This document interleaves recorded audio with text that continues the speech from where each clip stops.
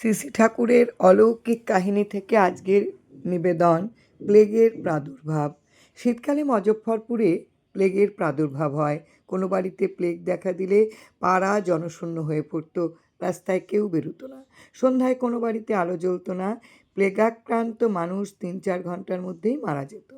কলকাতা থেকে ঠাকুর আশ্রিত সত্যেন্দ্রচন্দ্র মিত্র ও কাশী হতে অশোকচন্দ্র বন্দ্যোপাধ্যায় শ্রী ঠাকুর অবস্থিত রোহিণীবাবুর বাড়িতে এলেন। বাড়ির নিচে কুকুরের বিকট চিৎকার। ঠাকুর জানালা দিয়ে দেখলেন। সত্যেনবাবু কুকুরের চিৎকার দেবার কারণ জিজ্ঞাসা করলে ঠাকুর বললেন, প্লেগ রানী এই পথে যাচ্ছিলেন, কিন্তু আমাকে দেখে বড়ই লজ্জিত হয়েছেন। কেউ কিন্তু প্লেগ রানী দেখতে পাননি। এই প্লেগ রানীর চেহারা কেমন জানতে চাইলে ঠাকুর বললেন, এই প্লেগ রানীর রূপ অত্যন্ত বীভৎস। সর্বাঙ্গে কোনো মাংসেরই বালাই নেই। শরীরের মধ্যে রয়েছে কয়েকখানি মাত্র হাড়। সত্যেনবাবু ও অশোকবাবু বাড়ি চলে এলেন।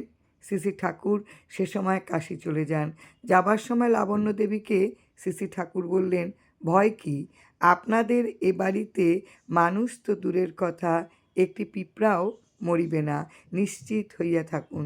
কিছুদিন পরে নিচের তলার দারোগা কোর্টে মারা গেছেন। রোহিণীবাবু ও তার পরিবারের অন্যরা আর্তনাদ শুনে ছুটে যান।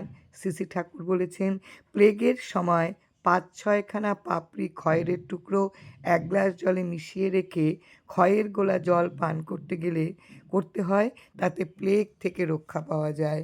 জয় রাম, জয় রাম।